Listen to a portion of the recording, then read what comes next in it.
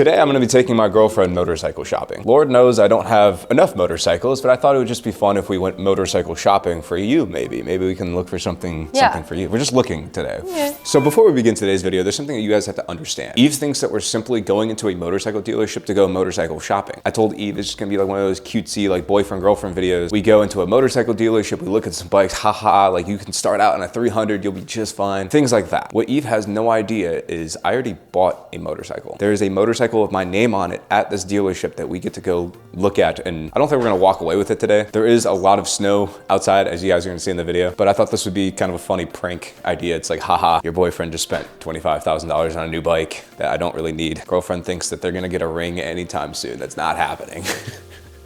So new motorcycle, here we come. I'm very excited to show you guys this. Yeah, just looking. Just looking. I really don't think you need any more though. It's like I'm looking at a sea of sharks. There's so many. I mean, you can never have enough motorcycles. I think you already have too many, but. The goal today is we're going to a Triumph dealership. We're just gonna be looking at some motorcycles, maybe comparing some prices, sitting on a few bikes, seeing what we like, maybe see what you like. Maybe you can leave me some recommendations for the future. Okay. And hopefully walk away empty-handed, you know, resisting the urge to buy something today. That's the goal, at least. So Eve's in there getting Starbucks right now, as girlfriends do. But I just got to observe, I feel fortunate in the fact that like the past couple of years, like while I was growing my YouTube channel, while I was growing my TikTok, we were blessed with very mild winters. Like in the first few years of my motorcycle riding, like while I was filming it, we had very mild winters here in Ohio where it was like, we had 50, 60, even 70 degrees days in January and February. But these past 2 years have been unbelievably brutal. Like it's like, dude, it's bad out. There is so much snow everywhere you look. The plus side is motorcycles are a little bit cheaper in the winter. And so before Eve walks back out, oh crap, Eve's already back, dude. I can't even confess what I wanted to say. I'll have to say it later. Hey babe, what's going on? Hey, I was just explaining how excited I am to go shopping and not buy anything. All right, buddy. I'm not buying anything today. Okay, I believe you. And just like that, we arrived at State 8 Motorcycles. We're just looking around today. We're not doing anything ridiculous. I don't think we'll be looking for long. Well, it's not the only ones out here today. It is freaking cold out here today, though. Hey, you are? Wow, it is dead in here. There's nobody here. What's up, dudes? Oh my goodness. So this is actually Eve's first time in a motorcycle dealership. This is kind of how it's set up. It's not like a normal it's not like a normal car dealership. So if we were actually shopping for you, no wait, we actually are shopping for you today. Whoops, my bad. We actually are shopping for you today. So if we're shopping for Eve, I think it's a good idea to look at possibly some beginner bikes. Some like bikes that people usually start on that like don't have any experience before. Coincidentally, you are right next to one of the one of like the most popular beginner bikes of all time. This is a Yamaha R7. That is like perfect. This is like what a lot of people start on. It's like, this is actually like a little bit more powerful. I would actually be horrified for your life if you tried to start on a bike like that. So maybe not the best beginner option personally for you. It's like someone with like a little bit of dirt bike experience, someone who's like ridden a bike before, maybe like a 450 or something before, something that you wouldn't know. You don't know what a 450 is, do you? No? Okay. Do they have any pink bikes? They do not have any pink bikes, I'm sorry. There's generally speaking with motorcycles, it is like dudes buying it. Generally, when you're looking for a motorcycle, if you're wanting like a pink, it's kind of weird how I don't have pink bikes. You see like pink bikes online and like social media and like Instagram and stuff, it's usually like women kind of modifying them on their own. I would rock a pink bike. I don't have any opposition to it. I think it's a little silly. Might get some looks at a gas station. Maybe an old dude might judge you a little bit. I don't care. I'd do it. I definitely would. Get one then. Okay, I will. This is a Kawasaki ZX4R, and then yeah. This is a bike that someone in my comments keeps trying to get me to buy. This would be a really cool, if you bought one of these, that would be really cool. Or I guess I would have to be the one buying it for you. It's an inline 4, which again is probably not going to be something you understand. How about this? It's a really cute bike. Everybody in the bike world thinks it's a really cute bike. You'd be the cutest. This would be sick if we got that. Really quintessential beginner bike, just a little bit out of the price range, you know. I don't think we could afford that, or I can't afford that. It's too expensive. I can't afford it right now. You know, some things have been too pricey lately. Actually, I'd take it all back. This, I think, is the cutest bike of all time. Can you even flat foot that? It's basically a Grom. Oh my goodness. Oh my goodness. You can't even flat foot that. That is the smallest motor, like the lowest motorcycle that they make, and you can't flat foot that. These are platforms. That is horrifying. I feel dangerous even letting you sit on that because the salesmen out here are way too trusting. I can't believe they're allowing me to do this. How tall are you? 5'2". They don't make motorcycles for people who are 5'2". And then over here you have this bike. Oh shoot. Oh, that's not good. We have this bike over here. This one's a little bit expensive though. You know how much that bike is? This bike's like $27,000. I could never afford that. That's like way out of the price range. Let's not look at that one. That one's too expensive. We can't look at that. How about one of these? An American-made steel stallion. This one has 3 wheels. You ever see one of these? All right, I think I'm ready for retirement. This is how we're showing up the sheets next time. You look very comfortable. All right, I'm ready. Yeah, let's get that one. You like this? Yeah. Feels good. Okay. At least you wouldn't have to balance on this. Like, it's basically like a car at this point. You look great.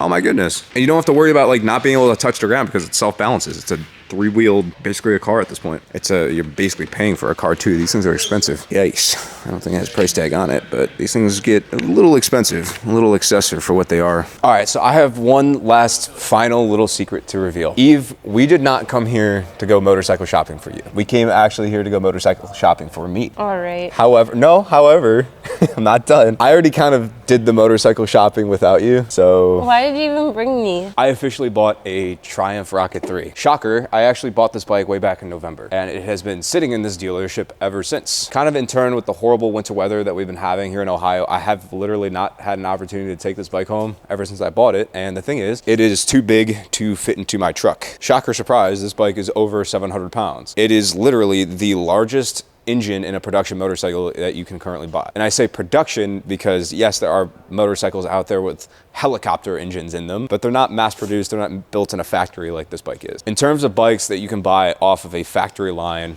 you can literally walk into a dealership, drop some cash down, and buy this bike. This is as big as it gets. So if you guys remember when I sold my Yamaha R9, it was to this dealership, and that was actually the same day I purchased this bike as well. It's been a secret that I've been holding on to for a while, but I didn't want to reveal that I bought this bike until I was able to ride it. But unfortunately, with the weather being as bad as it is, like this being one of the worst winters that we've had in a while, I wasn't able to reveal it, and I kind of got tired of holding on to it. But yeah, I bought a Rocket 3. So in terms of the reasons of why I bought this bike in particular, Eve, do you want to come in? There's a reason why I dragged you along for this and tricked you into coming, I promise. So what's really cool is watch this.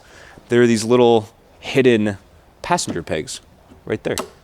Oh. They're like kind of built into the side frame. It's really cool. Cool. And then I hop on this gigantic beast of a bike. And now isn't that comfortable? Yeah, actually it is. It's not bad. It's a little bit more comfortable, at least more comfortable. It's not like a Harley where it's like a giant plush couch seat in the back, but it's going to be substantially more comfortable than a sport bike or the R9 that I had on before. A problem that I ran into last year is I wasn't spending enough time with you because I was riding a lot, because unfortunately to get motorcycle content, you have to ride a lot and spend a lot of time away from home. This allows me to spend a little bit more time with the people I care about. Not only riding with friends, but also having you on the back. Oh. So that's one reason why I bought this bike, but there's more reasons why. There you go. Look how easy that is. Another reason why I wanted to buy this bike in particular is because it has this right here. Move that passenger peg out of the way really quick. This is a shaft drive motorcycle, and if you don't know what that means, it's basically kind of like the way cars work. Most motorcycles come with a chain drive. Chain drives basically mean there's less power loss between the engine and the rear wheel, but the caveat to that is there's a lot of motorcycle maintenance that you have to do on those. Generally, every 500 or so miles, you have to do maintenance on them, which when you own 6 or 7 motorcycles, that kind of goes, you have to do that pretty often. With a shaft drive motorcycle, however, there is still a little bit of maintenance that you have to do, but generally you're doing the maintenance every like 20 to 30,000 miles. I don't know what the exact intervals is on this bike, but I promise you it's a lot better than a chain drive motorcycle. The third reason why I bought the Rocket 3 in particular is also just because it's cool. It is the largest engine in a motorcycle that you can buy. And then that's not like, it's not the most powerful motorcycle that you can buy. That tagline I think goes to the H2 that I have sitting in my garage. Like I have motorcycles that are a lot faster, a lot quicker off the line, bikes that are much more capable and performance-wise. Like that's not a reason to buy this bike in particular. It's just because it's freaking cool, man. It's not the most capable. It's not the most comfortable by any means. It's not a sport touring bike. It doesn't have the best brakes of all time. It has pretty solid brakes, although I haven't ridden it yet. It's also, I don't think, the most reliable bike ever. I've heard that these things have a little bit of problems, but that's a road to cross in the future. But to me, it's interesting and it's something I've never tried before. It's something new. As someone who's been riding sport bikes for 5 6, 7 years now. I only think I can keep track of how many years I've been riding at this point. As someone who's been riding sport bikes for many, many years now, I think this is the year I finally wanted to switch things up very heavily. This isn't just like a dirt bike. This isn't like the 698 where it's like a little bit of a supermoto naked bike style. It shares zero with any other sport bike on the market. It's its entirely own class. This is what the key looks like to a Triumph Rocket 3. Unlike a lot of motorcycles, it has a flip key, but more interesting than that is also completely keyless. 1 mile on the odometer, dude, and that's how it starts. I've actually ridden one of these motorcycles before. I don't know if I have any footage of that, but a couple years ago, about 2 years ago, I rode my friend's dad's Triumph Rocket 3 in the middle of winter. And ever since then, I have been enamored with this bike. Look at that, it revs only up to 7,000 RPM. It's basically, it kind of rides a lot like a diesel truck. It is not a super high revving motorcycle. It also has a little bit over 160 pound-feet of torque, which again is a record that this bike holds. It makes a ridiculous amount of torque down low. There are videos I have been watching of people basically riding around like the 2,000 to 3,000 RPM range, and as soon as they twist the throttle, it just moves off the line. It's a ridiculous motorcycle, especially when you tie it with the shaft drive with all of that torque. It is instantly putting that down. It is very Triumph. I've owned a few of these bikes before. It comes with very limited power modes. Again, this is not a sport bike, so I'm not really worried about like being able to disable traction control and all that stuff. It is not a bike that you're like trying to wheelie anyway or like do sport bike stuff on. This is very much a cruiser. It's a muscle cruiser, but it is a cruiser nonetheless. It is a very different style of bike that, if I'm honest with you, I'm like talking a big game about this bike. Like, I don't really know what to expect. Like, I don't know what my riding style is going to be when it comes to this bike. I don't even know if I'm going to like this bike in the long term, but my only issue with buying this bike when I did is there's unfortunately going to be a period of time where I can't ride this bike. It doesn't exactly come with knobby tires, and so this is going to be a bike I'm going to have to sit on for a little bit longer. But I couldn't just not reveal it to you and Eve any longer. So the current plan is tomorrow we are leaving for Miami, Florida. I'm gonna be going to the Ghost Meet. Hopefully by the time this video is out, I'm gonna be down there having fun. This bike is going to continue to sit here for a little bit longer. However, I think by next week, I'm gonna be shipping this bike to my house so I can immediately start working on it. There's a fat exhaust system on there I immediately wanna rip off, but we're probably gonna have to wait till at least March until I can ride this thing. This is not exactly a bike I could load into my truck by myself, so taking this bike on a road trip, which is something I really want to do, it's just not feasible for a while. I need something really light to get in and out of the truck. So it's more of a summer bike that I'm revealing in winter. Not exactly ideal, but this is probably the most excited I've been for a bike in a while. Like whenever I buy a brand new sport bike, like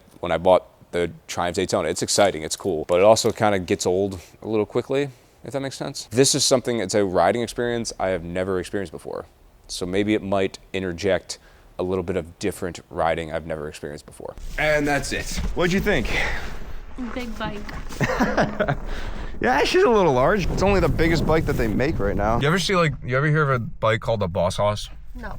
It is a V8 motorcycle that it's not a factory bike. It's like a special order. Like you have to put in the money, wait for it to be built, and then it's like hand built. It's not a factory bike. That's why it's like the Triumph still technically holds the record. But it's basically they took the engine like out of my truck and put it on a motorcycle. It's a ridiculous machine. I think they're like 150,000 or something like that. Oh my gosh. Should I get that next time? No. What if I like really like the Rocket? Get a house first.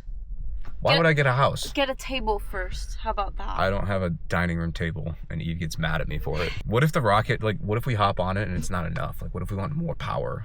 Cross that road when we get there. Is that a pun? Because it's a motorcycle and we're taking it on the road?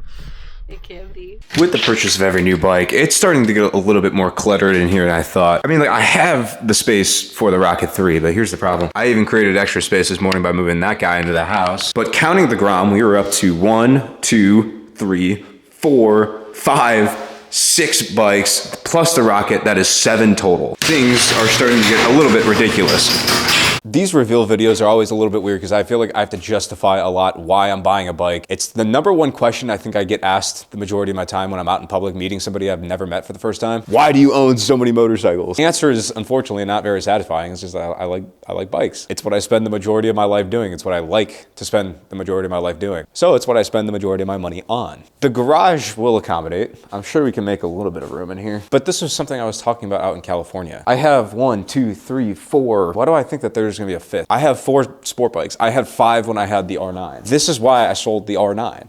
I low-key traded one triple cylinder for another triple cylinder. I literally already had somebody on Snapchat tell me, why didn't I get a Fireblade? I'm like, Because I don't know. I don't want to be like another generic motorcycle YouTuber number 1061. Like, oh, another generic sport bike that I'm going to use for the exact same reason I would use the V4 for. The exact same thing I'd use the R6 for. 4 sport bikes is already enough to me as it is. And it has been for quite a while. Now, I've mentioned I have plans on selling the H2 eventually. The R6 I don't think is going anywhere. The V4 maybe one day might go somewhere. I'm still enjoying that bike for what it has to offer. As I said, in California, I very much enjoyed that bike. The 765 is one of my favorite middleweights of all time, so I have no reason to get rid of that either. And the 698 it's a non-sport bike, so it's also like a bike that I can justify having around. It's a bike that does different things than the rest of these bikes, so I don't know. It would be cool to have a full lineup of like the S1Ks, M1000 RR, V4R, and spend all my money on getting like the full 1000cc lineup. That's not what I want my content to be. So I'm putting my money where my mouth is, and I'm diversifying a little bit. Maybe not diversifying the best way possible. My dad tells me I should be investing in stocks and bonds, but to me it's an investment. And who knows what kind of wacky, kooky adventures I'm gonna have on a cruiser for the first time. Plus, I think it'd be sick to like throw bags on it and like for road trips when me and my friends go like really far places on the bikes. It'd just be sick to have. And road trips with the girlfriend, it's gonna be nice. If you wanna call me an idiot for spending my money on a cruiser at 24 years old, I don't know, I feel like I'm starting to become unk. I'm starting to get there.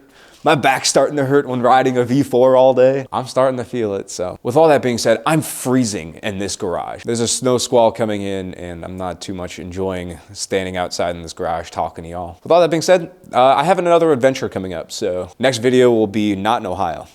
I'll see you guys later. Bye-bye.